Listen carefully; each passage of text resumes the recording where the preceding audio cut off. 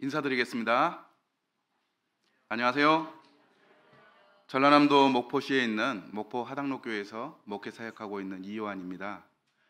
사회자 형제님께서 말씀해 주셨던 것처럼 신학대학원에서 목회학 석사, 신학 석사를 공부를 했고요. 지금은 목포 극동방송에서 복음사이다 프로그램에 참여하면서 복음을 증거하고 있습니다. 이걸 말씀드리는 이유는 편안하게 이렇게 믿으시고 또 들리는 이야기를 이렇게 받아들이십사 부탁드리려고 믿을 만한 사람이 말씀을 전한다, 이것을 이렇게 말씀드리는 것입니다. 그래서 편안하게 이렇게 들으시면 참 좋겠습니다. 서청주교회에서 복음 집회를 갖게 되었는데요. 저는 이 서청주교회 두 번째 옵니다. 컨퍼런스에 한번 참석한 적이 있었고, 이렇게 복음을 증거할 수 있도록 또 이렇게 불러주셔서 오늘 이 시간 함께 하나님의 말씀을 나누도록 하겠습니다. 집회를 시작하기 전에 잠깐 영상 한번 보겠습니다.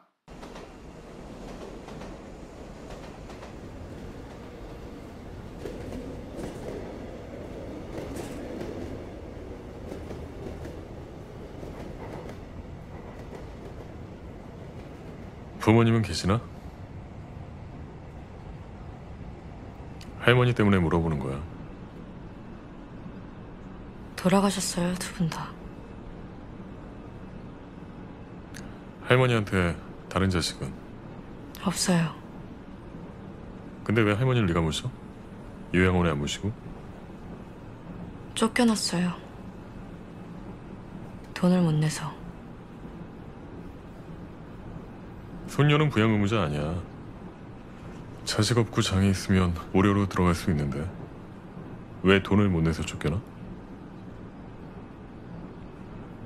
혹시 할머니랑 주소지 같이도 있냐?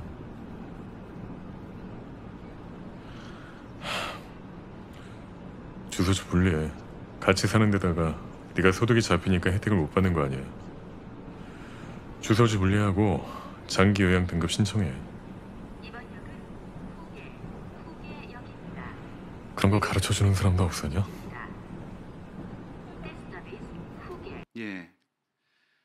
보시는 이 드라마는 한참 인기가 있었던 드라마입니다.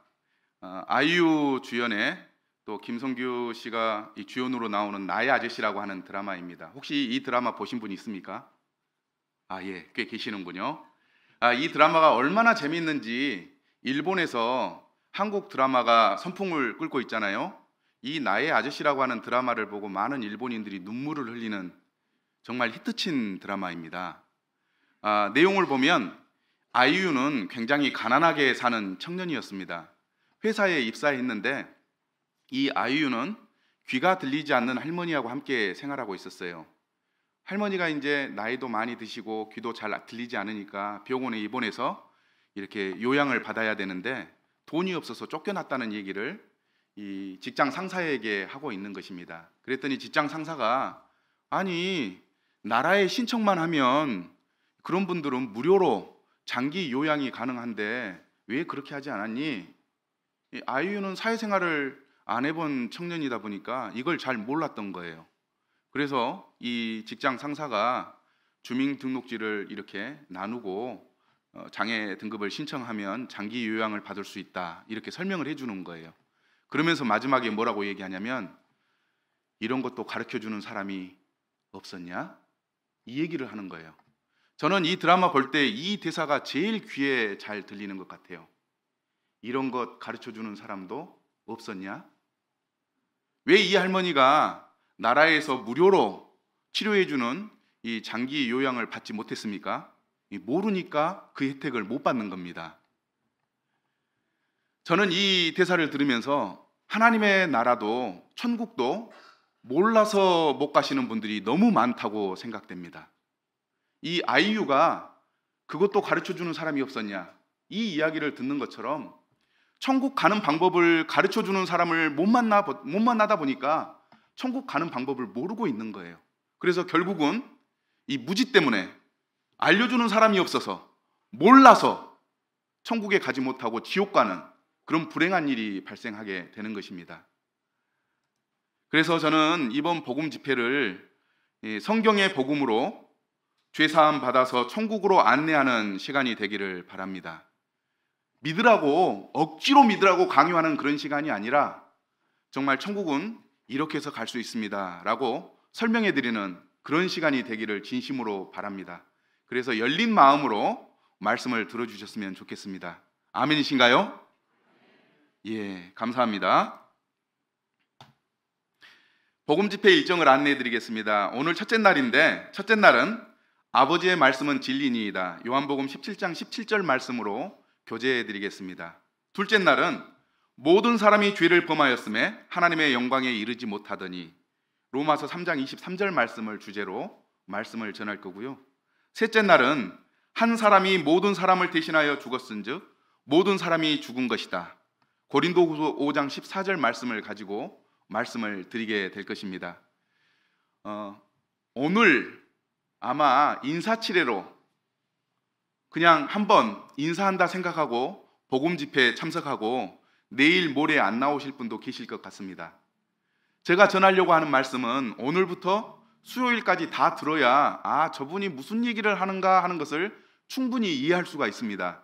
그런데 오늘 듣고 안 나오게 되면 어떤 현상이 일어나느냐, 용무가 급해서 화장실 갔어요. 문을 탁 열고 변기를 내리고 앉아가지고 이제 막 용무를 보고 있는데, 나오세요, 급한 일이 생겼어요. 이 용무를 깨끗하게 보지 못하고 찝찝한 마음을 가지고 화장실에서 나오는 것과 같은 격이 됩니다. 그래서 3일간 다 참석하셔야 시원하게 천국에 가는 방법을 잘 설명 들을 수가 있다고 봅니다. 또 청주에도 최고급 투뿔에 막 고기 구워주는 그런 식당 있으시죠? 없나요? 이제 식당에 가가지고 이 소고기 좋은 안심을 이렇게 시켜가지고 고기에 익히고 있는데 갑자기 집에서 사람이 와가지고 집에 급한 일이 생겼으니까 고기가 문제가 아니다, 빨리 가자. 굽고 있는 고기 그대로 놔두고 맛도 못 보고 그냥 와야 되는, 그래서 돌아갈 때마다 뒤를 돌아보게 되는 그런 상황이 발생하게 된다는 것입니다. 그래서 이번에 몰라서 천국 못 가는 그런 일이 발생하지 않도록 3일간 꼭 참석하셔가지고 천국 가는 방법이 무엇인지 설명을 다 들어보셨으면 좋겠어요. 그렇게 약속해 주실 수 있습니까? 지금 한 5분만 얘기하신 것 같아요. 3일간 꼭 참석하셔서 천국 가는 방법을 정확하게 압시다. 그렇게 하시겠습니까? 예, 그렇게 해서 3일간 꼭 참석해 주시기를 바랍니다. 제가 인천 부평교회에서 복음을 이렇게 전했는데요, 3일간 빠지지 않고 다 참석하시더라고요. 강원도 원주 북북교회에서도 복음 집회를 했는데 3일간 빠지지 않고 참석하시더니 나도 이제 천국 갈 수 있게 됐다, 이렇게 믿음을 고백하시는 분들이 있더라는 겁니다. 하루만 듣고 말아버리면 천국의 천자도 다 알지 못하고 끝나게 되는 것입니다. 3일간 반드시 참석하기를 간곡히 부탁드립니다. 오늘은 첫째 날인데요, 아버지의 말씀은 진리니이다, 요한복음 17장 17절 말씀을 좀 설명드리고 싶습니다. 3가지 소주제로 말씀드릴 거예요. 첫 번째는 김용충님의 실제 이야기를 좀 전해드리고요, 두 번째는 성경은 믿을 수 있나요? 세 번째는 성경을 믿는 것이 왜 중요합니까? 라고 하는 제목으로 잠깐 설명을 드리겠습니다. 앞에 보이시는 분은 경기도 성남시 분당구에 살고 있는 김용충 씨입니다. 제가 이분에게 실제 이야기를 직접 들었습니다. 그래서 좀 충격을 받았고, 여기에 모이신 분들에게 김용충 씨의 실제 이야기를 전해드려도 될까요? 허락을 구했더니 예, 진짜 있었던 일이니까 편안하게 이렇게 전해주세요라고 허락을 받고 전해드리는 것입니다. 김용충 씨에게는 어머니 한 분이 계셨습니다. 나이가 많이 드셔서 이렇게 홀로 지내고 계셨는데, 이 김용충 씨가 효자예요. 퇴근만 하면 집에 들려서 어머니께 인사를 했습니다. 어머니, 저예요. 그러면 어머니께서 아이고, 내 아들 왔는가, 어서 이렇게 영접해 주었습니다. 그러면 아들은 어머니에게 건강은 좀 어떠세요? 별일 없으셨어요? 오늘 저녁은 드셨어요? 이렇게 물어보는 정말 좋은 아들이었습니다. 그때만 되면 어머니께서는 아들에게 하루 있었던 일들을 조잘조잘 얘기를 하시면서 지내게 되었는데, 하루는 아들이 어머니 어떻게 잘 지내셨어요? 라고 물어봤더니 어머니가 특별한 이야기를 하십니다. 아들 잘 지냈네. 그런데 좀 특별한 일이 있었네. 예, 무슨 일이었습니까? 어젯밤에 저쪽에 천사가 왔다 갔네. 이 이야기를 김영충 씨가 듣고 어떤 생각을 했을까요? 야, 우리 어머니가 곧 돌아가시게 생겼다. 헛것이 보이나 보다. 그런 생각을 하면서 슬픈 마음을 가지고 집에 돌아왔습니다. 몇 날 며칠이 못 돼서 어머니가 실제로 돌아가셨습니다. 그래서 장례를 치르고 슬픈 마음을 가다듬고 이렇게 생활을 하게 되었던 것이죠. 그런데 이 김영충 씨에게는 또 여동생이 있었습니다. 그런데 그 여동생이 암이 걸려가지고 서울대학병원에 입원했습니다. 서울대학병원 하면 아시죠? 우리나라에서 최고로 의료 기술이 높은 좋은 병원 아닙니까? 그곳에서 암 치료 받기를 바라고 병원에 입원했는데 검사를 해보니까 암 사기예요. 나을 수가 없는 상황이었습니다. 그래도 김영충 씨는 동생을 사랑하는지라 시간만 나면 그 동생을 찾아가서 병문안을 했습니다. 어이 동생 잘 지내는가? 치료는 잘 받고 있고 음식은 잘 먹고 있는가?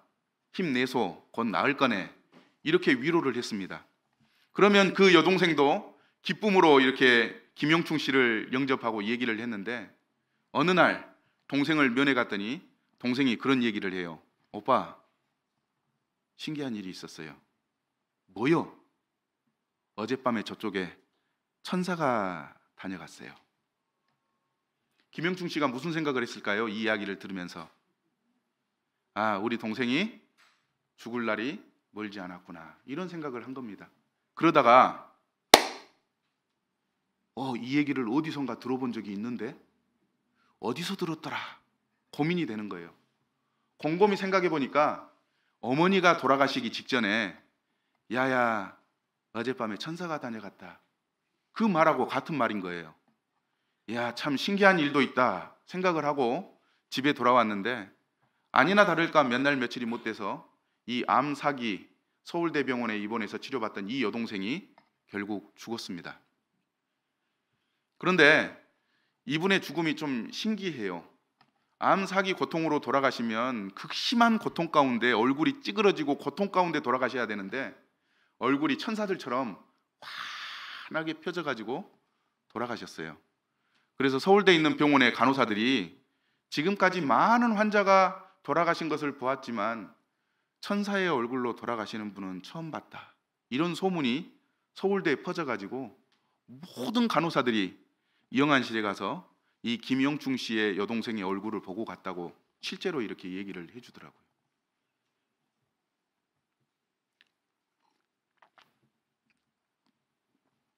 얘기가 여기서 끝나면 참 좋은데 여기서 끝나지 않습니다. 김영충 씨가 마음에 궁금증이 생겼습니다. 사람이 죽으면 천사가 와서 영혼을 받들어 가는가? 정말 그런가?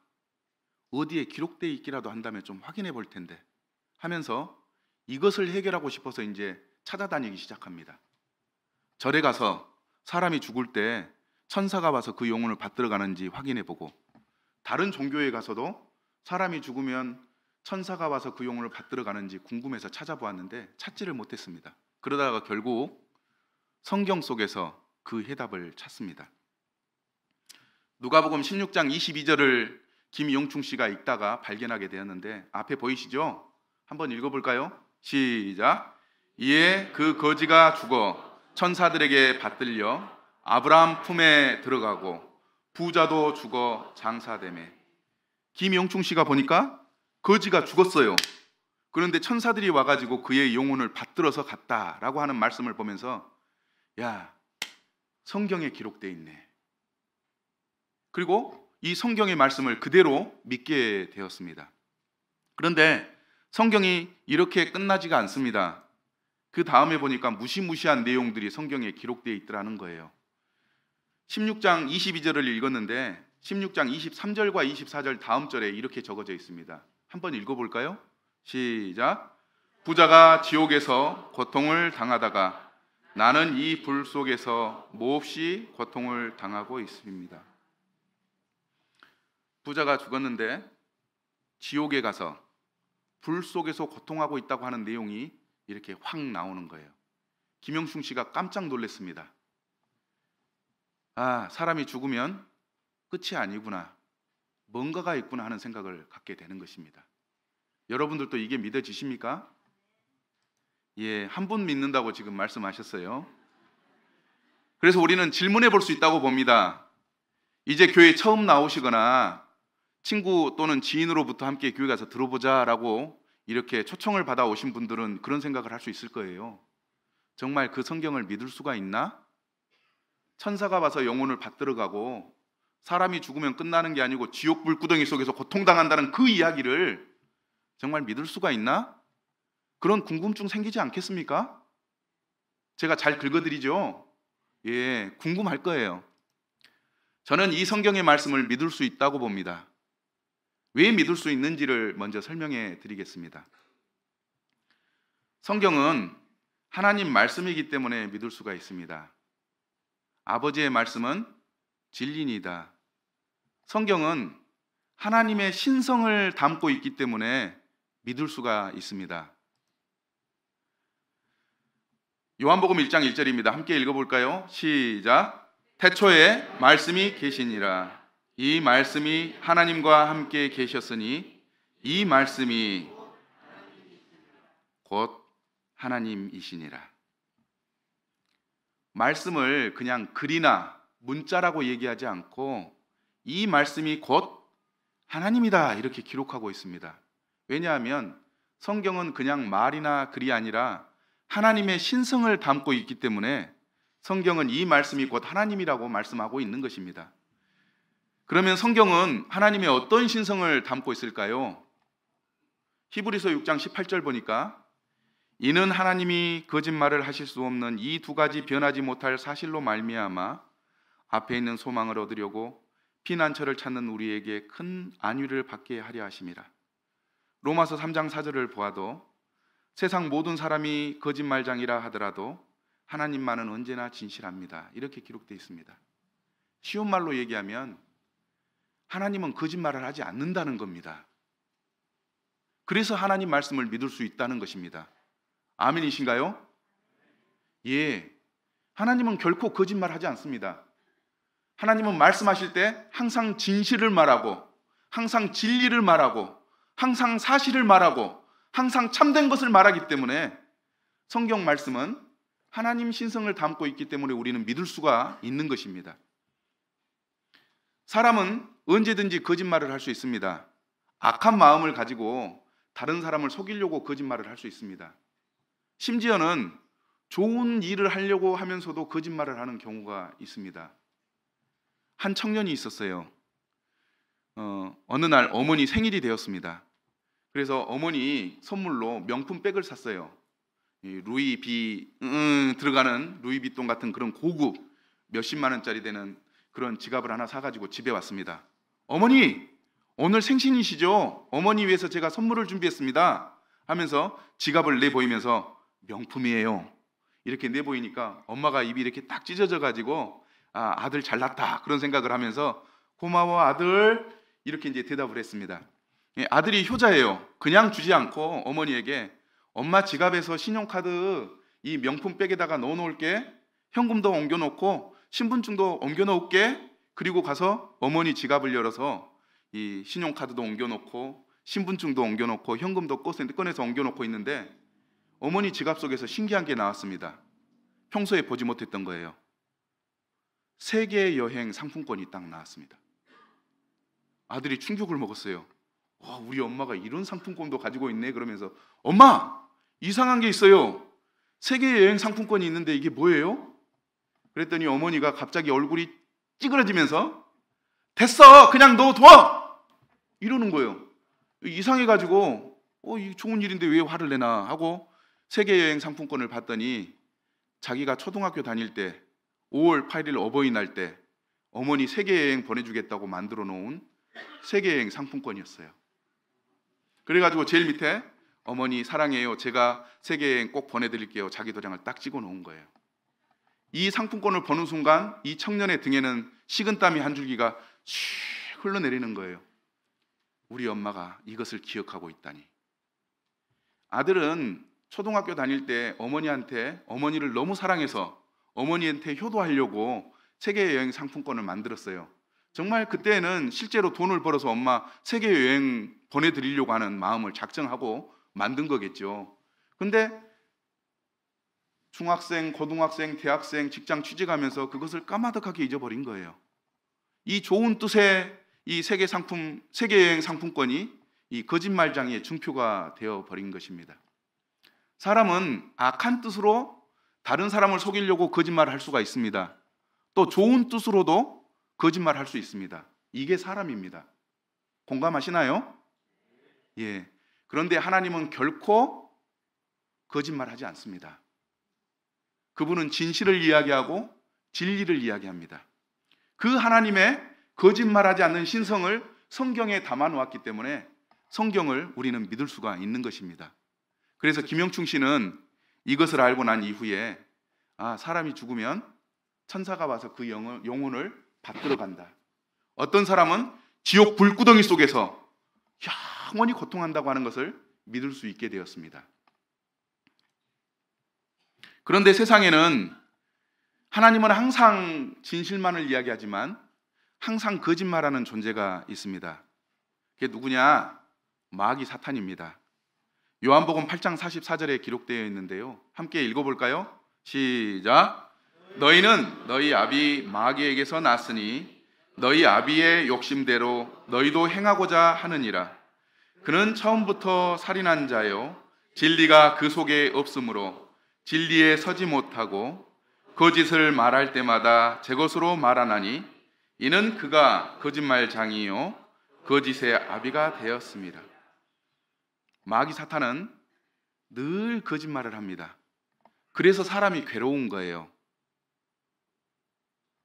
하나님은 항상 여기서 진실을 얘기합니다. 그런데 마귀는 항상 여기서 거짓말을 해요.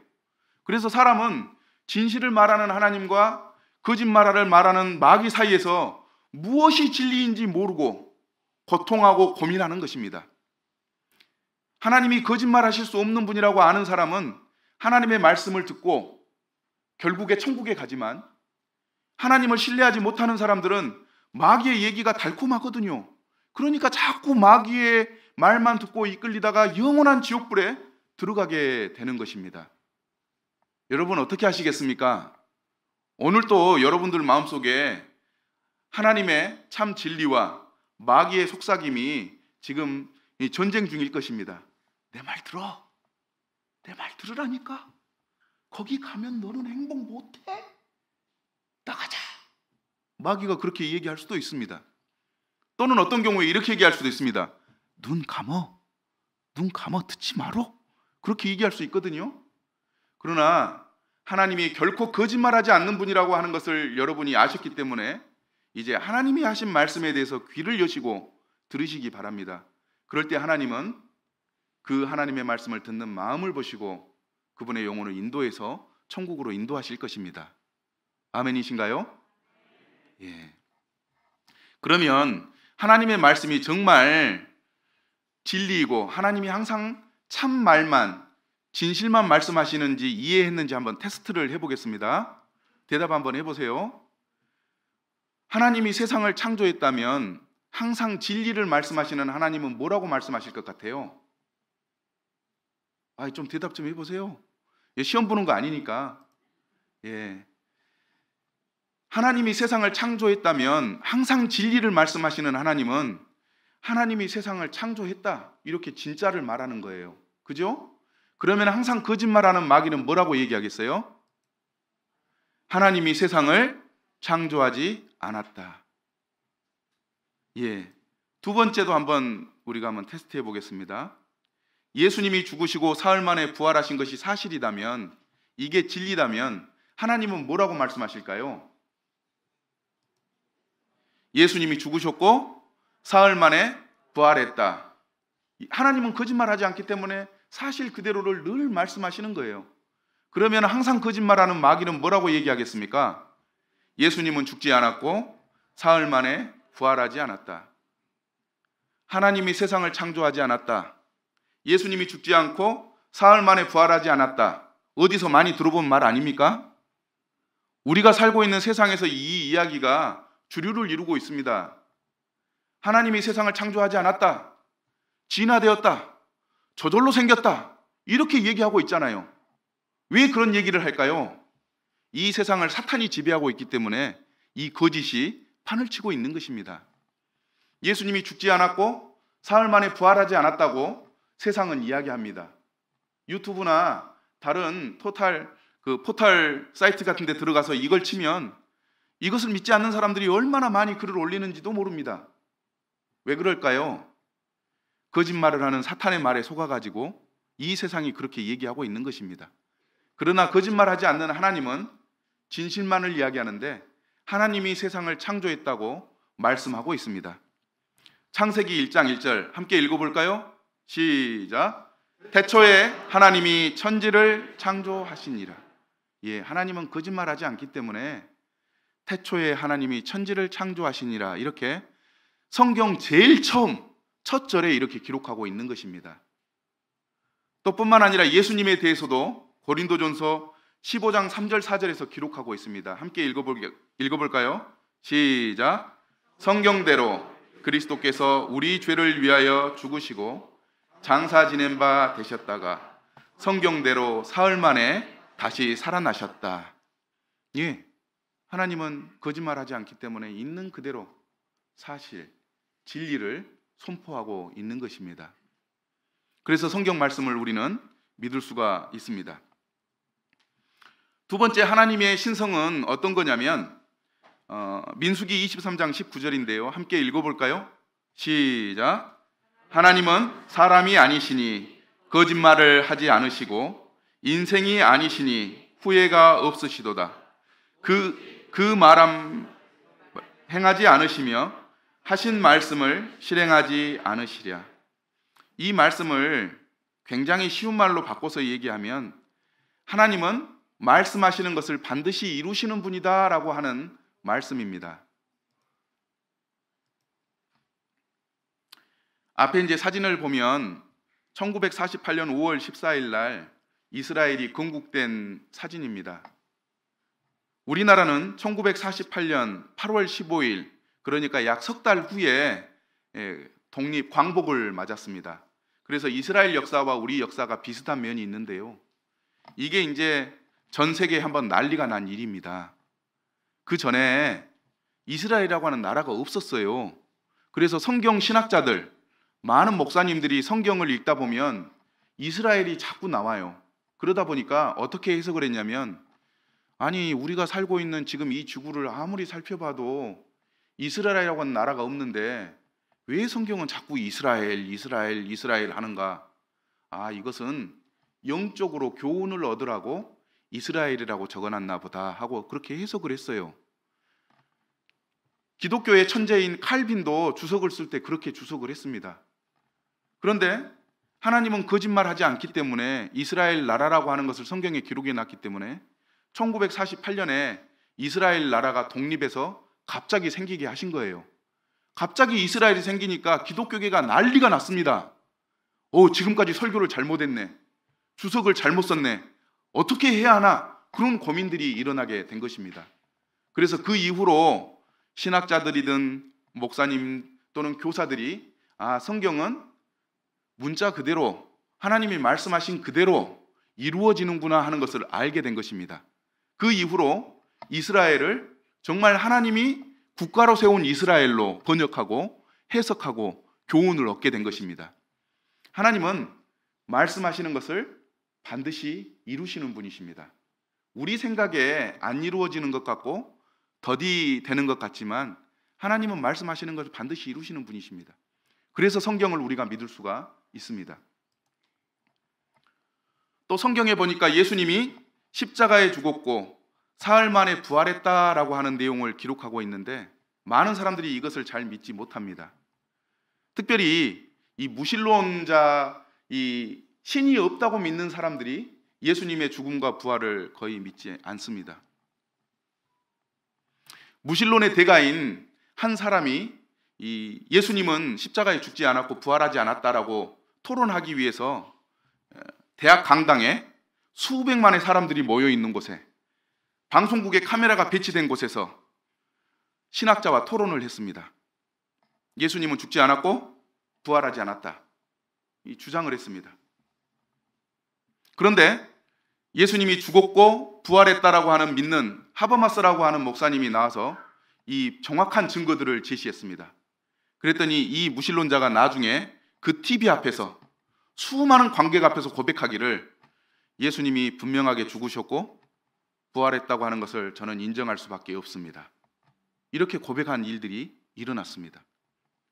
하나님은 거짓말을 하실 수 없는 분이시지만 또 말씀하시는 것을 반드시 이루시는 분이십니다. 그래서 성경의 내용을 우리가 믿을 수가 있습니다. 이해가 되시나요? 예.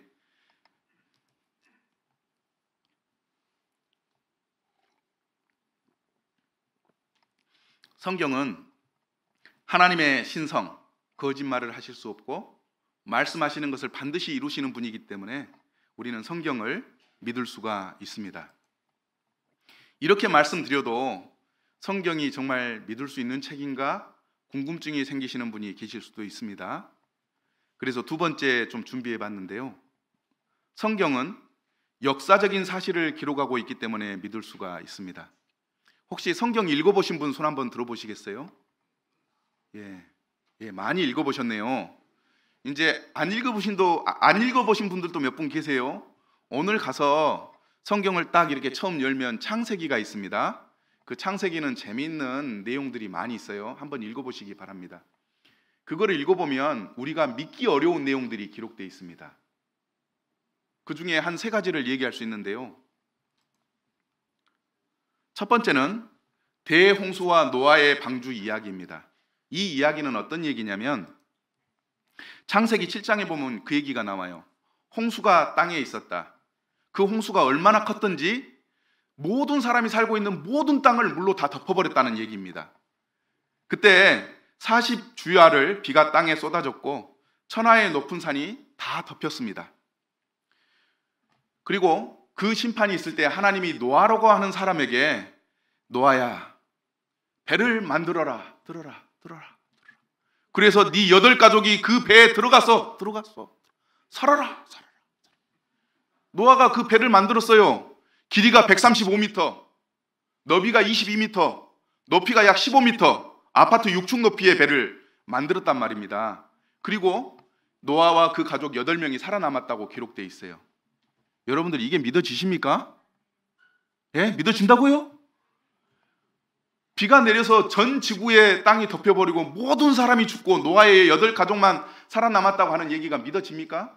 저는 이 성경을 읽을 때 이게 정말 믿어지나 하는 생각이 들더라고요. 그런데 교회 처음 나오신 분이나 아직 하나님을 믿지 못하시는 분들은 그 얘기를 들을 때 잘 믿기가 어렵습니다. 왜? 과학적으로 잘 이해가 되지 않거든요. 그런데 지금 발견되고 있는 고고학적인 자료들은 노아의 방주가 실제로 존재했고 전 지구를 덮어버린 그 홍수가 있었다고 증언을 합니다. 제가 얘기하면 잘 못 믿으실 것 같아가지고 MBC에서 방영한 영상을 한번 보도록 하겠습니다. MBC 믿을 수 있겠죠? 예, 웃으신 거 보니까 믿을 수 있으신 것 같아요.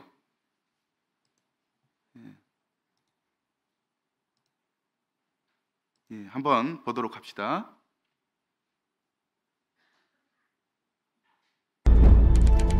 예, 2010년 12월 26일에 방영된 대홍수를 피하기 위한 노아의 방주도 있는 것일까? 있다면 어디에 있는 것일까? 위에 MBC 로고가 노아의 정확하게 방주가 보이죠? 있었다면 어디에 예, 있었는지 신뢰하고 추정할 이렇게 수 있는 보셔도 됩니다. 그 한 가지 단서는 바로 성경 속에 있다. 성경의 창세기 8장 4절에는 그리하여 7째 달 11의 날에 방주가 아라랏산 위에 내려앉았다라고 되어 있는데, 즉 노아의 방주가 아라랏산에 있다고 그 장소를 말하고 있는 것이다. 그런데 성경 속에 등장하는 아라랏산과 같은 지명의 산이 현재도 남아있다. 그곳은 바로 터키의 아라랏산이다.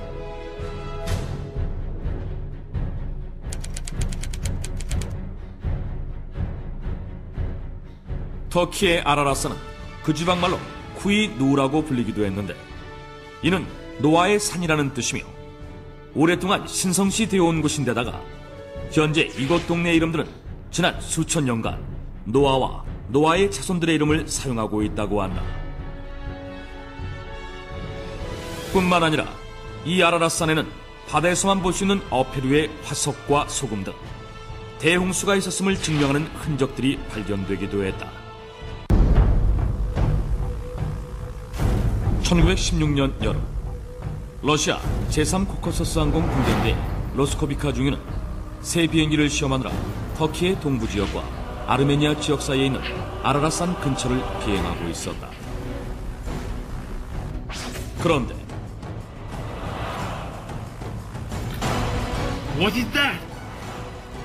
중위는 비행 도중 산 정상에 있는 호수에서 놀라운 것을 발견했다. 그것은 바로 거대한 배였다. 로스코비카 중위의 보고를 받은 러시아의 황제 니콜라이 2세는 탐험대를 보내 직접 확인하게 했는데, 탐험대 역시 로스코비카 중위가 배를 발견했던 장소에서 빙하 속에 묻힌 거대한 배를 발견한다. 그 배는 120m가 넘는 길이었고, 배 안에는 높이 5m 정도의 칸막이가 몇백 개나 있었다. 어떤 방은 아주 크고 천장이 높았으며, 어떤 방은 바구니가 겹겹이 줄지어 있기도 했다. 탐험대원들은 흥분하지 않을 수 없었다. 이 배가 바로 노아의 방주라고 생각했기 때문이다. 그런데 놀라운 일이 벌어진다.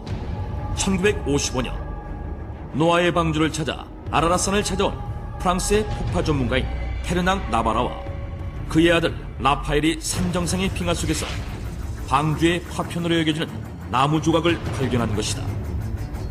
그들의 발견 과정은 고스란히 실제 영상으로 남겨져 공개됐는데, 이렇게 되자 그들이 발견한 것이 실제 노아의 방주 파편인지에 대한 여부에 관심이 모아졌다. 그리고 얼마 후 발견된 나무 조각의 생성년대를 분석했는데, 놀랍게도 약 5,000년 전의 것으로 밝혀졌다.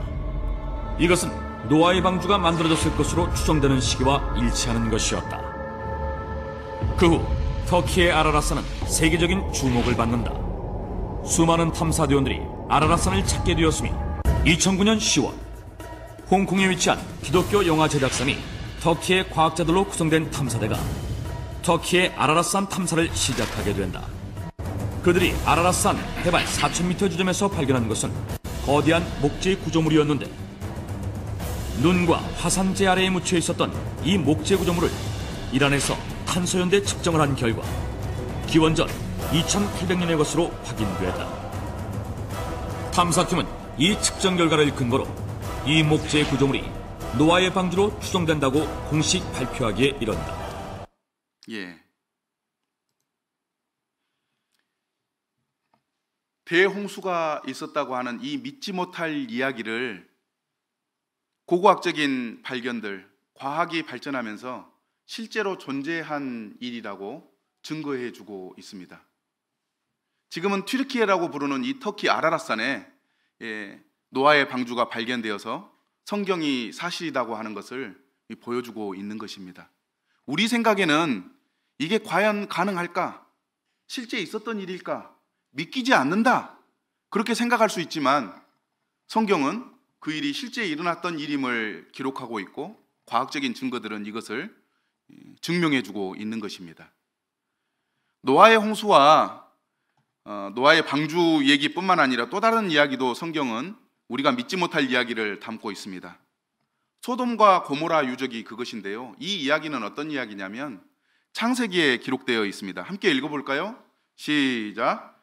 여호와께서 하늘 곧 여호와께로부터 유황과 불을 소돔과 고모라에 비같이 내리사 그 성들과 온 들과 성에 거주하는 모든 백성과 땅에 난 것을 다 엎어 멸하였더라. 이게 믿어지시나요?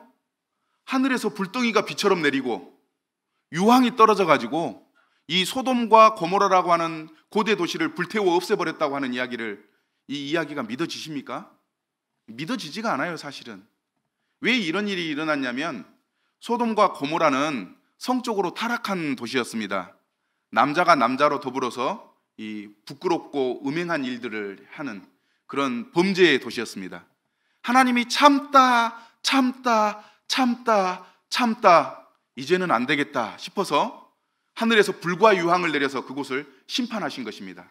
그때 아브라함의 조카 롯이 그곳에 살고 있었습니다. 하나님이 천사를 보내서 그 조카 롯과 그의 아내와 두 딸을 그 소돔성에서 건져내셨습니다.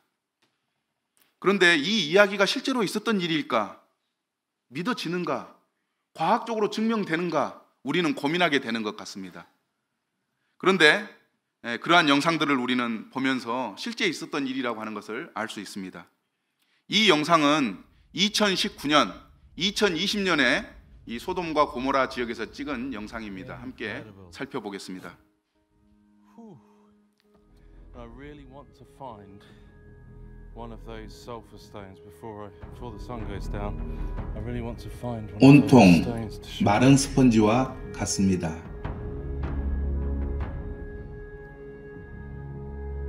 That is not a normal shape. That doesn't look natural at all. Evidence for people to find all of these man-made looking 이 structures. 잿더미와 부스러기가 가득한 현장에서 사람들이 만든 인공 구조물들을 볼 수 있습니다. As evidence of God's judgment, as described by Josephus, pure, some of the purest, if not the 세상에서 purest 가장 순수한 유황을 in the world. 소돔과 고모라에서 쉽게 찾을 수 있습니다. Come on, folks. Let's turn to the Almighty. 지구라트는 고대 종교 건축물로서 피라미드 형태의 계단식 신전 탑입니다.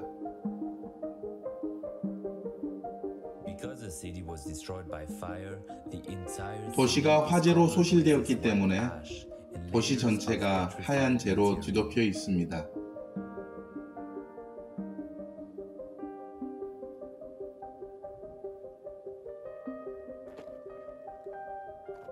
Swirly designs all around the city.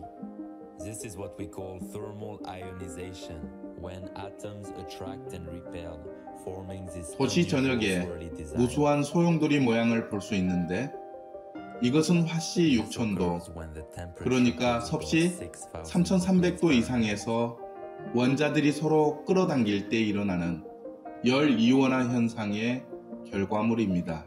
Due to the extreme temperature, we can find melted material on the side of the walls.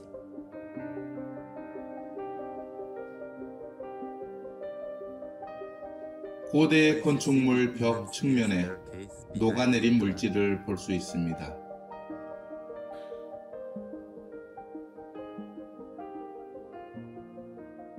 It hasn't been used for 3,500 3,500년 동안 사용되지 않는 지구라트의 고대 계단을 볼 수 있습니다.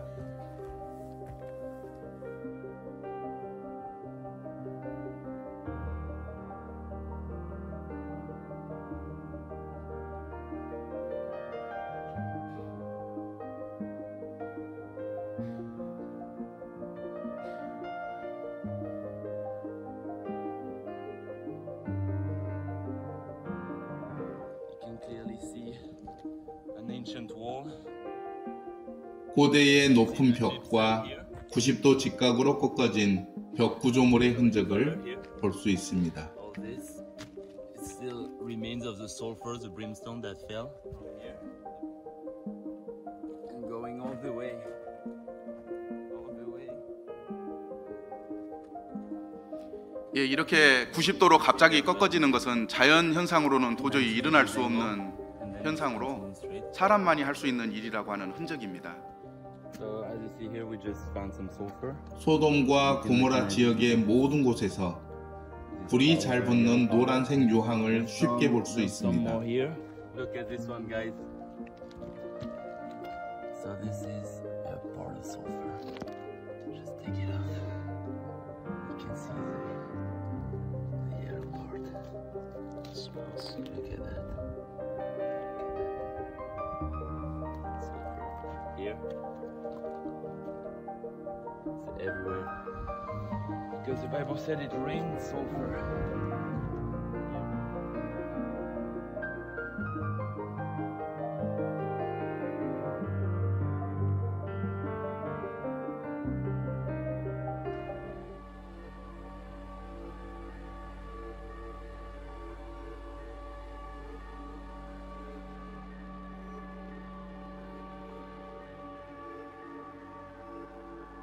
이 불과 유황이 하늘로부터 비같이 내려서 도시를 이렇게 덮어서 태워버린 것입니다.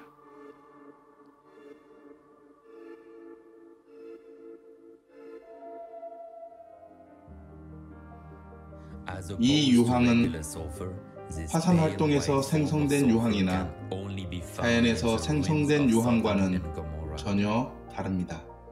It cannot be found in any volcanic area or any mineral museum.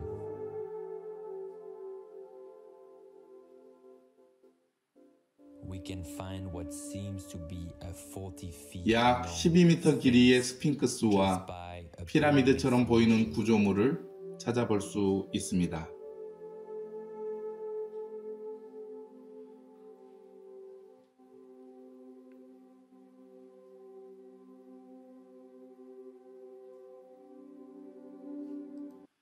예. 이런 고고학적인 자료들은 성경에 기록된 믿기 어려운 이야기들이 사실이라고 하는 것을 증명해 줍니다. 이 소돔과 고모라는 실제로 우리가 볼 수 있는데요. 성지순례를 혹시 다녀오신 분 계신가요? 저는 성지순례를 다녀왔는데요. 이스라엘의 성지순례를 가면 유대인들이 로마 제국을 향해서 마지막까지 항쟁했던 그런 요새를 가게 됩니다. 마사다 요새라고 얘기를 하는데, 그곳에 올라가면 유대 광야와 이 사해가 한눈에 들어옵니다. 사해 쪽을 바라보면 주변 땅 색깔과 다른 독특한 하얀 색깔의 이 한 곳이 보입니다. 여행 가이드에게 물어보면 저렇게 하얀 곳이 어디입니까? 라고 물어보면 저기는 소돔과 고모라 지역입니다. 이렇게 얘기를 해줍니다. 마사다 요새 올라가면 그 지역을 직접 볼 수가 있습니다. 이와 같이 성경은 하나님의 신성을 담고 있습니다. 하나님이 거짓말 하실 수도 없고 또 말한 것을 반드시 지키시는 분이실 뿐만 아니라 성경에 믿기 어려운 내용들이 기록되어 있지만 그 내용들이 사실이고 역사적으로 있었던 일이라고 과학적으로 고고학적인 증거들을 통해서 증명해 줍니다. 그래서 우리는 성경을 믿을 수가 있습니다.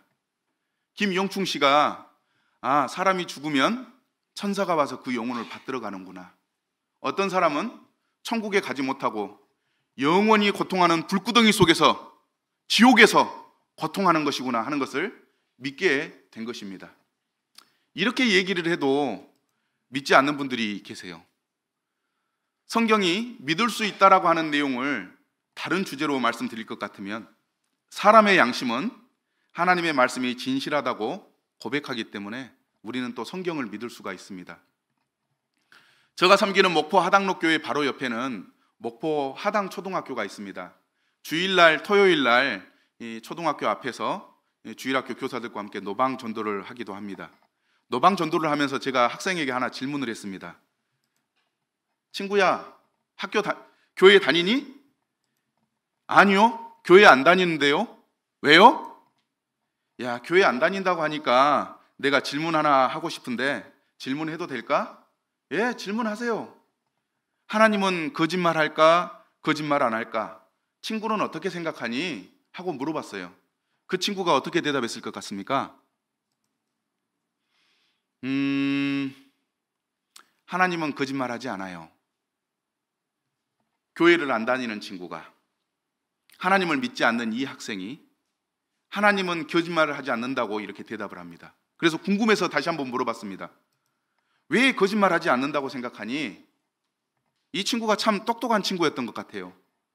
하나님이 거짓말하면 하나님이 아니죠. 이렇게 대답하더라는 겁니다. 교회를 안 다니는 친구가, 하나님을 믿지 않는 친구가 이렇게 얘기를 하는 거예요. 이 어린아이의 양심이 하나님은 결코 거짓말하지 않고 진실을 말하는 분이시구나 하는 것을 이 양심이 이야기하고 있더라는 것입니다. 그래서 우리가 성경을 믿을 수 있습니다. 저는 이 아이에게 인터뷰를 하고 난 다음에 아이가 세상을 살지 않아서 너무 순수해서 때가 묻지 않아서 이렇게 대답하겠지 생각을 하고 조금 더 큰 아이에게 한번 물어보고 싶었습니다. 저희 목포 하당로교회 바로 담을 하나로 영흥 중고등학교가 있습니다. 토요일 날 하교하는 학생을 하나 붙들었습니다. 근데 제가 잘못 붙들었어요. 중학교 2학년을 붙들게 된 것입니다. 우리나라에서 가장 무서운 병을 가지고 있는 중2병을 가지고 있는 친구를 붙들게 됐어요. 인터뷰를 안 하려고 하다가 목숨을 걸고 이제 인터뷰를 하게 되었습니다. 학생, 그러니까 이제 특유의 그 중2생 표정으로, 예? 교회 다니니? 아니요, 안 다니는데요? 교회를 안 다닌다고 하니까 내가 학생에게 하나 질문하고 싶은데 대답해 줄 수 있니? 예, 하세요? 학생은 하나님이 거짓말을 한다고 생각하니, 거짓말하지 않는다고 생각하니 얘기 좀 해줄래? 그랬더니 이 친구가 한참 아래를 보고 신발을 끊고 하다가 딱 한번 이렇게 올려다보면서 하나님은 거짓말 안 할 것 같은데요? 그래요. 이제 더 무서워서 질문을 하고 싶지 않았지만 물어봤어요.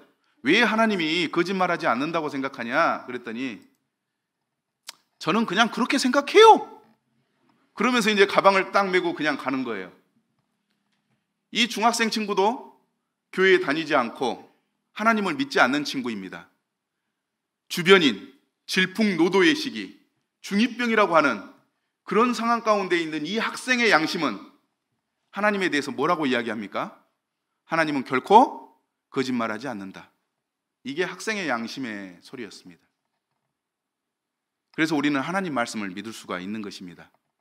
저는 이 중학생까지 이렇게 인터뷰하고 나니까 장난기가 좀 올라왔어요. 그러면 인생의 황혼을 살고 있는 할머니는 도대체 뭐라고 대답할까 궁금해지기 시작했습니다. 그래서 옆에 앉아있는 할머니에게 한번 물어봤습니다. 인생을 달관한 황혼을 사시는 한 할머니에게 여쭤봤습니다. 마침 이 빌라 1층에 햇빛을 이렇게 받고 앉아 계신 할머니가 있어서 질문해 봤습니다. 할머니, 뭐요? 뭐 달라고? 예, 전라도도 전라북도하고 전라남도가 좀 다릅니다. 전라북도는 조금 더 부드럽고 신사적이고 전라남도는 사투리가 억셉니다. 이 할머니가 뭐요? 뭐 달라고? 날카롭게 쏘아붙였습니다. 여쭤볼 게 있는데요. 뭔디? 물어봐봐. 할머니는 교회 다니세요? 이렇게 질문했더니 할머니 하시는 말씀이 안 다녀. 내가 교회 안 다니는데 보태주는 거 있어? 아주 날카롭게 저에게 말씀하셨어요. 아, 그러시군요. 제가 할머니께 한 가지 여쭤볼 게 있는데요. 하나님은 거짓말 하시는 분일까요? 거짓말하지 않는 분일까요? 할머니는 어떻게 생각하세요? 라고 물어봤더니 초등학생이나 중학교 2학년처럼 뜸을 들이지 않습니다. 바로 이야기합니다. 하나님, 거짓말 안 하지. 봄이 가면 여름이 오고 여름이 가면 가을이 오고 그래서 들에서 곡식이 나고 나무에서 과일이 열려갖고 우리가 먹고 사는 거 아니야? 봐봐, 하나님 거짓말 안 해. 이렇게 말씀하시더라는 겁니다. 세상을 살 대로 다 살고 세파에 찌든 인생의 황혼을 살고 있는 그 하나님을 믿지 않고 교회를 다니지 않는 이 하나님의, 이 할머니의 양심이 하나님에 대해서 말하기를 하나님 결코 거짓말하지 않지, 이렇게 얘기하더라는 것입니다. 그런데 이 할머니는 모르는 게 있었어요. 할머니, 당신이 하시는 말씀이 성경에 그대로 기록되어 있다고 하는 것을 모르고 지금 이 대답을 하고 계시는 거예요. 저는 성경에 그 말씀을 발견하고 충격을 받았습니다. 사도행전 14장 17절 함께 읽어볼까요? 시작.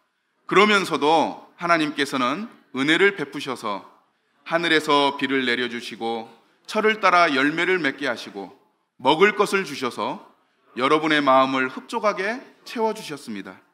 이렇게 하나님께서는 항상 당신 자신을 알려주셨습니다. 이 할머니는 하나님을 믿지 않았지만 계절의 순환을 보면서 곡식들이 열매 맺는 모습을 보면서 그 가운데 있는 그렇게 일을 하시는 하나님을 나타내시는 그러한 것들을 경험하고 그 양심이 하나님은 결코 거짓말하지 않는다, 이렇게 얘기하더라는 것입니다. 공감이 되십니까? 이쯤 되면 아마 오늘 저녁에 한번 가봅시다 해가지고 끌려오신 분들도 그러리라고 믿습니다. 아멘이신가요? 예. 사람의 양심은 하나님이 진실하다고 고백합니다. 김용충 씨가 누가복음 16장에서 발견한 사람이 죽으면 천사가 와서 그 영혼을 받들어 가고 어떤 사람은 지옥 불구덩이 속에서 고통한다고 하는 그 내용 믿을 수 없었을까요? 아니요, 믿을 수가 있습니다. 첫 번째는 하나님의 말씀이기 때문에 믿을 수가 있고, 두 번째는 역사적인 사실과 유적을 통해서 믿을 수가 있고, 세 번째는 저와 여러분의 양심이 하나님은 거짓말하지 않는다 알고 있기 때문에 성경을 믿을 수가 있습니다. 그러면 이쯤에서 우리가 그런 질문이 생각날 것입니다. 그래, 성경이 하나님 말씀이기 때문에 믿을 수가 있는데 그러면 왜 성경 믿는 것이 중요한가? 이런 질문이 생기지 않겠습니까? 왜 믿어야 되는지를 알 때 우리는 절실하게 성경을 믿을 수 있기 때문입니다.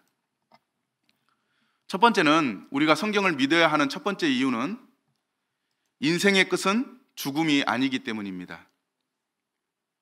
일반적으로 우리나라 또는 많은 사람들이 이야기하기를 사람의 생애 중위는 엄마 뱃속에서 태어나가지고 죽어서 무덤에 묻히는 데까지가 이 인생의 주기라고 생각을 합니다.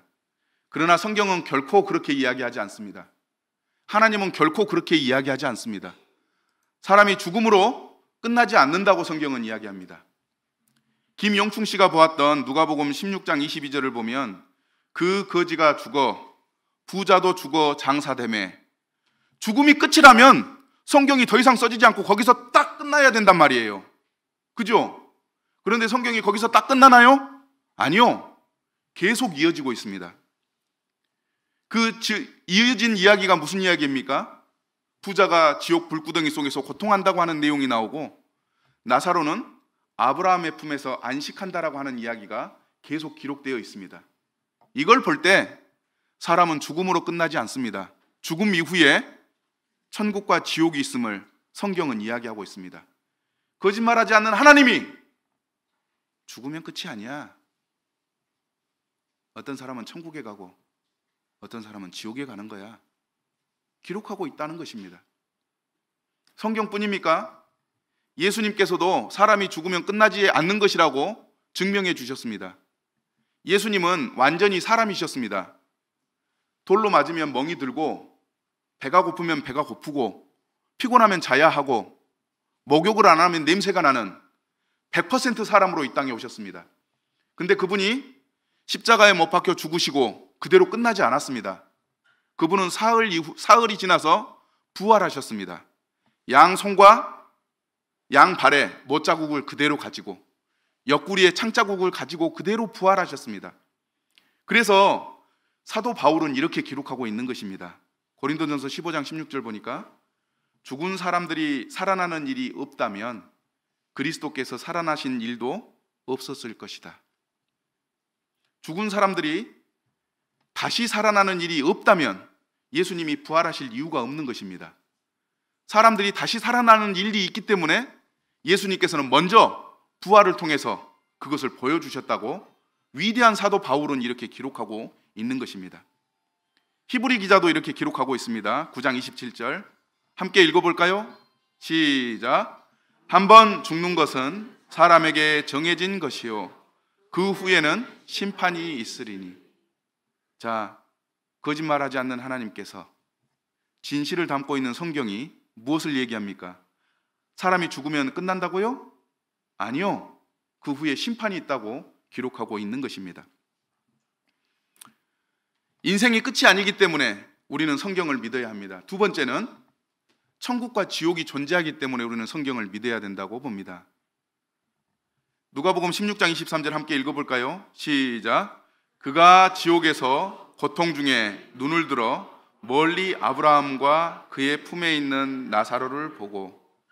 빨간색으로 칠해진 것은 제가 강조해서 말씀드리고자 하는 내용입니다. 이 지옥이 존재합니다. 성경은 그 어떤 책보다도 지옥을 많이 기록하고 있습니다. 오늘날은 개인주의, 개인의 감정이 중요한 시대다 보니까 다른 여러 믿는 사람들 또 여러 교회에서 지옥 얘기를 별로 안 합니다. 왜냐하면 그 얘기 들으면 기분 나쁘거든요. 두렵거든요. 기분이 나쁘면 교회 안 나오거든요. 안 만나려고 하거든요. 그러니까 되도록이면 지옥 얘기를 하지 않습니다. 그런데 성경은 천국보다도 지옥을 훨씬 더 많이 이야기를 합니다. 심지어 성경은 뭐라고까지 얘기하냐면 네 손이 범죄케 하거든 차라리 찍어버려라. 그리고 지옥에 가지 않는 것이 더 낫다. 눈이 너를 범죄케 하거든 빼버려라. 한 눈만 가지고 천국에 가는 게 낫지 두 눈을 가지고 지옥에 가는 것은 불행한 일이다. 지옥에 대해서 여러 번 이야기를 하고 있습니다. 진실을 이야기하는 하나님의 말씀 때문에 여러분들께서 불쾌하고 듣고 싶지 않을지라도 제가 말씀드릴 수밖에 없는 것입니다. 왜 성경을 믿어야 하나요? 사람이 죽으면 끝나지 않기 때문입니다. 두 번째, 천국과 지옥이 있기 때문입니다. 지옥을 어떻게 설명할 수가 없네요. 왜냐하면 지옥을 직접 본 사람도 없고 다녀온 사람도 없기 때문입니다.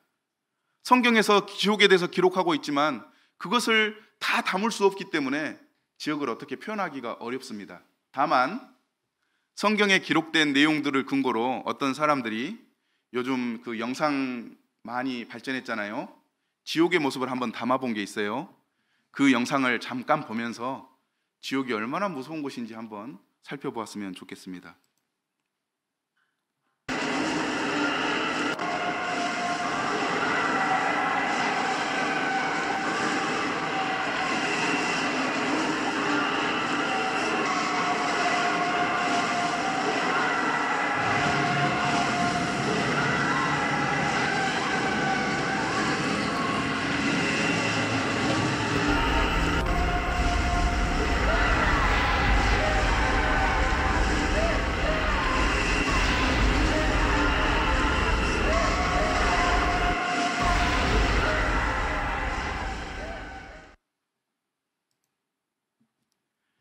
짧은 영상이지만 두렵고 무서우시죠? 예, 저는 이 영상 볼 때마다 정말 두려워요. 제가 죽어서 하나님 앞에 섰는데 하나님께서 하나님, 저 이요한입니다. 제가 왔습니다. 그렇게 얘기했는데 하나님이 너 누구냐? 나는 네 모른다. 지옥에 가라. 지옥 불구덩이에 떨어질까 봐 정말 두렵고 무섭습니다. 저도 이렇게 두렵고 무서운데 여기 계신 여러분들은 얼마나 더 무섭겠습니까? 하나님을 믿지도 않았고 교회에도 오지 않았고 천국이 없다고 지옥이 없다고 애써 외면했는데 죽어서 하나님 앞에 갔는데 지옥이 있으면 어떡하실 거예요? 여의도에 순복음교회가 있습니다. 수십만 명이 모이는 교회이고 그곳에 유명한 목사님이 계셨습니다. 그 목사님이 누구신가요? 예? 조용기 목사님이 계셨어요. 조용기 목사님은 하나님께 쓰임받은 참 좋은 훌륭한 목사님이십니다. 그런데 그분에겐 스토리가 있어요. 어느 날 꿈인지 환상인지 모르지만 이 조용기 목사가 하나님 앞에 갔습니다. 하나님 앞에 가니까 얼마나 행복하고 좋겠어요. 그래서 천국문 앞에서 하나님, 저 조용기가 왔습니다. 하나님, 저 조용기가 왔다니까요. 즐겁게 하나님을 불렀습니다. 그랬더니 하나님이 응? 아니요, 저 조용기가 왔다니까요. 난 너 모르는데? 한국에서는 유명한 엄청난 인기를 끌었던 그 목사님께서 하나님이 모른다는 말에 충격을 받았습니다. 그리고 꿈인지 환상인지 모르는 그 가운데서 깨어난 다음에 펑펑 울었다고 그럽니다. 그러면서 그분의 설교가 달라졌어요. 그 다음 주부터는 예수님을 믿어야 합니다. 예수님을 믿어야 합니다. 예수님을 믿어야 천국 갈 수 있습니다. 설교가 바꿔졌어요. 그분이 그런 체험을 하셨다는 겁니다. 천국이 없다고요? 지옥이 없다고요? 증거를 한번 대보십시오. 천국과 지옥은 분명히 있습니다. 하나님이 결코 거짓말하지 않고 역사적인 사실들이 그것을 증명하고 우리의 양심이 그것을 이야기하기 때문입니다. 그래서 우리가 성경을 믿어야 되는 것입니다. 아멘이신가요? 천국과 지옥 정말 존재할까? 하나님의 말씀은 천국과 지옥을 증거합니다. 마가복음 9장 43절 설명드렸던 말씀인데 실제로 한번 읽어봅시다. 시작. 만일 내 손이 너를 범죄하게 하거든 찍어버리라. 지옥 곧 꺼지지 않는 불에 들어가는 것보다 나으니라. 하나님 거짓말 하신다고요? 거짓말하지 않는 하나님께서 지옥이 존재한다고 말씀하십니다. 특별히 이 말씀은 하나님이신 예수님이 직접 말씀하신 내용이에요. 거짓말하지 않는 그 하나님께서 지옥을 이렇게 이야기하고 있는 것입니다. 요한계시록 20장 15절에도 이 말씀이 있습니다. 함께 읽어보겠습니다. 시작. 누구든지 생명책에 기록되지 못한 자는 불못에 던져지더라. 우리가 영상 봤을 때 지옥이 불구덩이였죠. 예, 성경은 그곳이 영원히 꺼지지 않는 불못이라고 기록되어 있기 때문에 영상을 만든 사람이 그렇게 불못을 만든 것입니다. 아마 그 규모는 영상에 나와 있는 것보다도, 우리가 상상하는 것보다도 훨씬 더 크고 무섭고 활활 타오르는 정말 두려운 그런 지옥일 것입니다. 성경이 천국과 지옥이 있다고 증명을 하고 있고요. 특별히 두 번째는 사람들이 선하게 살려고 하는 태도가 천국과 지옥을 증명합니다. 죽으면 끝이다, 천국과 지옥이 없다라고 할 것 같으면 여기 계신 여러분 왜 이렇게 사십니까? 행복하게 사세요. 행복하게. 죽으면 끝이라면 왜 참고 사세요?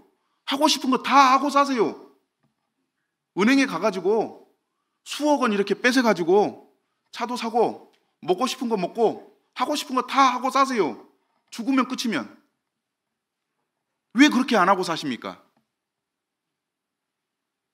죽음 이후에 뭔가가 있으니까 못하는 거 아닙니까? 그죠?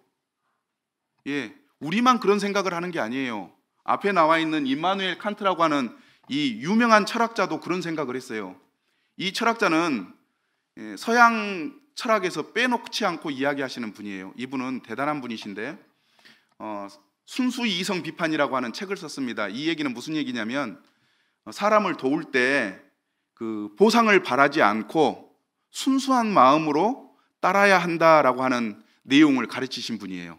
만약 무엇인가 보상을 바라고 어떤 일을 하게 된다면 그것은 순수한 것이 아니다라고 하는 이야기를 한 것입니다. 그런데 이분이 이제 고민에 빠졌어요. 그러면 사람이 정말 깨끗한 마음으로 산 다음에 보상은 어디서 받는가 하는 생각이 든 거예요. 그죠? 정말 착하게 살았는데 보상이 없어요. 그러면 착하게 살 필요가 없잖아요. 그래서 이분이 도대체 어디에서 보상을 받아야 하는가 고민을 하게 됐습니다. 그러면서 쓴 것이 실천이성 비판이라고 하는 책을 썼습니다. 정말 순수하고 깨끗하게 살아간 사람은 죽음 이후에 하나님께로부터 보상을 받아야 한다. 그러면서 실천이성 비판을 썼습니다. 이분은 어렸을 때 아버지 손에 이끌려서 교회에 한번 가고 평생 동안 교회를 안 간 사람입니다. 이 사람은 하나님을 안 믿은 사람이었어요. 그런데도 불구하고 이 사람은 착하게 순수하게 살고 나서 보상을 받으려면 하나님이 계셔야 하고 죽음 이후에 천국과 지옥도 있어야 된다. 이렇게 생각을 하면서 실천이성 비판이라고 하는 책을 썼습니다. 이분의 이런 이론에 근거한다면, 정말 죽으면 끝이라고 생각한다면 우리는 착하게 살 필요가 없어요. 순수하게 살 필요가 없어요. 죽기 전에 하고 싶은 거 다 해보고, 죽기 전에 먹고 싶은 거 다 해보고, 죽기 전에 가보고 싶은 거 다 하고, 그러고 살아야 돼요. 그런데 죽음이 끝이 아니기 때문에 우리 양심은 선하게 살아야 된다고, 선한 삶을 살려고 하고, 다른 사람한테 피해를 안 주려고 하고, 착하게 살려고 하는 것 아닙니까? 맞죠? 예, 여러분들 양심에 귀를 기울이시기 바랍니다. 우리의 양심은 정말 하나님이 계시고 천국과 지옥이 존재한다고 우리에게 호소한다고 믿습니다. 뿐만 아니라 천국과 지옥이 없다고 증명할 수 없기 때문에 천국과 지옥이 존재합니다. 말이 좀 어렵죠? 쉽게 설명해 드릴게요. 여기 앞에 있는 사람은 앤서니 플루라고 하는 사람입니다. 무신론, 그러니까 신이 없다고 생각하는 사람들의 대장이에요. 이 사람이 신학과 위중성이라고 하는 책을 써서 신은 없다. 영국에 있는 옥스퍼드가 맞죠? 영국에 있는 옥스퍼드 대학에서 많은 사람들을 모아놓고 이 논문을 발표했어요. 발표하면서 신은 없다.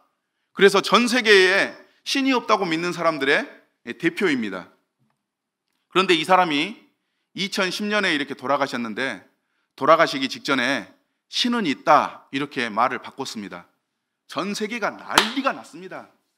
신이 없다고 믿는 사람들이 안소니 플루를 향해서 왜 지금까지 없다고 얘기했다가 돌아가시기 전에 있다고 얘기하느냐, 이 배신자야 하면서 손가락질을 했습니다. 세계 유명한 신문에서는 안소니 플루가 신이 있다고 얘기했다고 하면서 대서특필을 했습니다. 그분이 죽기 전에 There is no good, 거기에는 하나님이 없어 라고 하는 이 제목 위에 노자를 이렇게 지우고 있는 것입니다. 거기에 하나님이 있다. 이 책을 쓰고 돌아가셨습니다. 왜 이분이 생각이 이렇게 바뀌었을까요? 이분은 평생 살면서 하나님이 있다라고 하는 증거를 찾으려고 살았습니다. 그런데 이분이 그런 생각을 했어요. 내가 너무 편파적으로 생각한 것 아닌가? 하나님이 있다는 증거만 찾지 말고 하나님이 없다는 증거도 찾아봐야 되는 거 아닌가? 그런 생각이 든 거예요.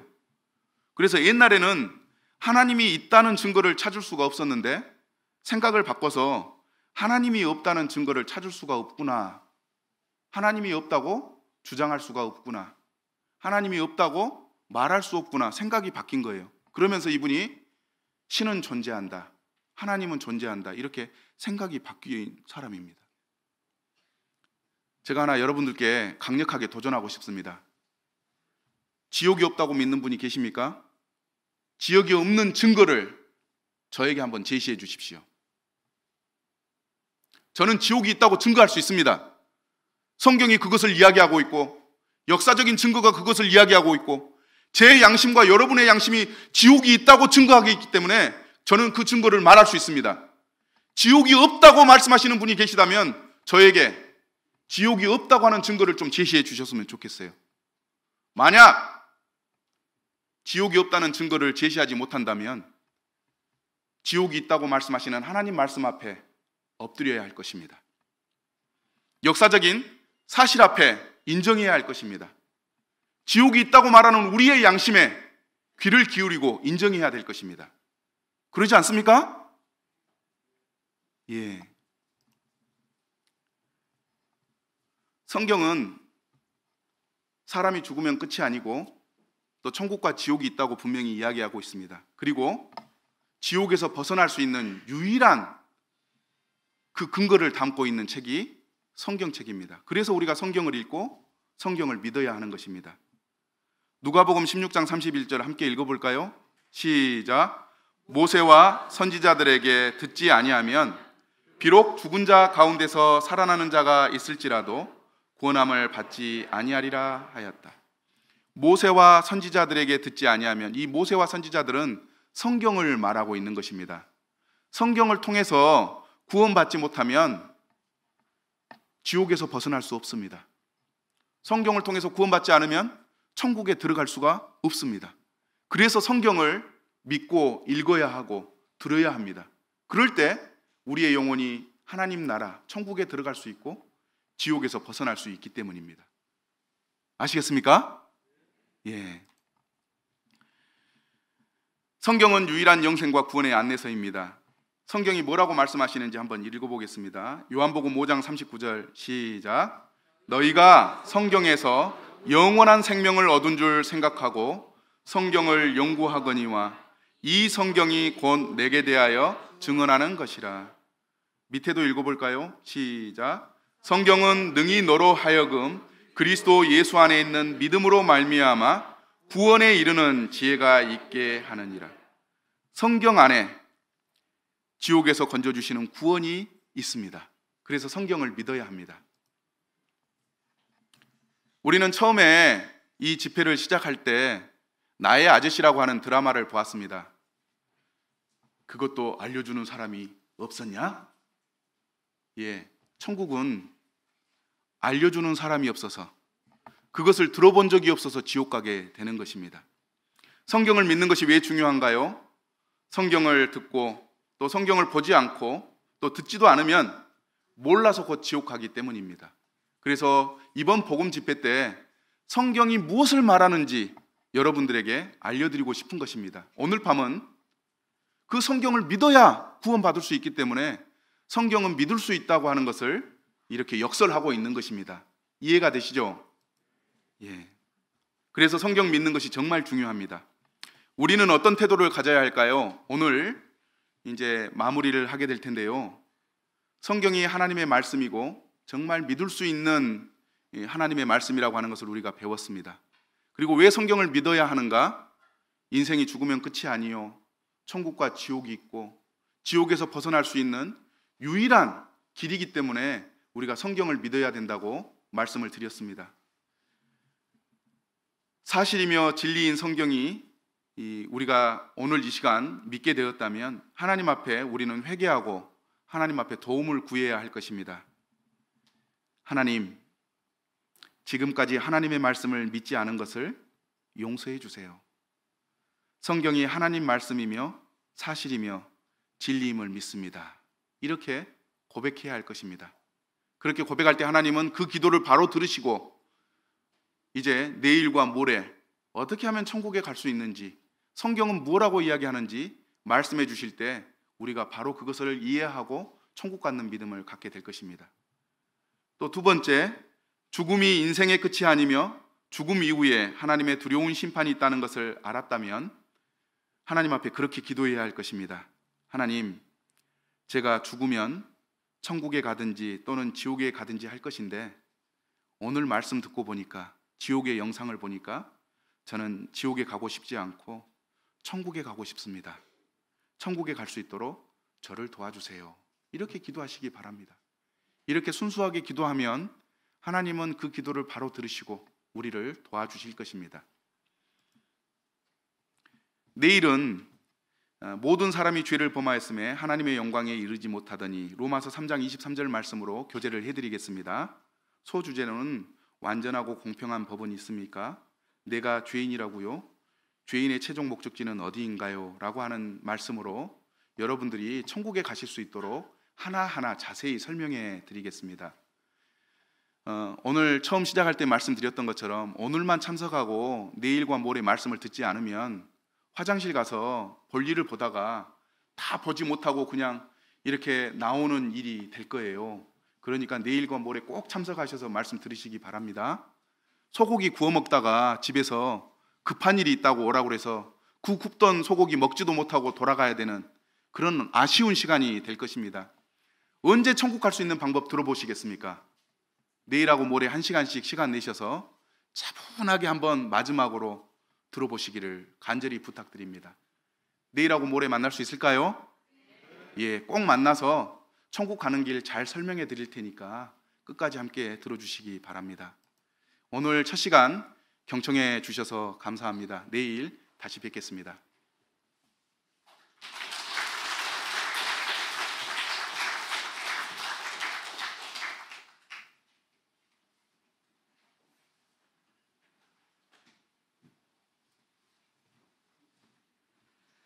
네, 열정적으로 강의를 해주신 강사님께 다시 한번 감사의 박수 한번 드리겠습니다.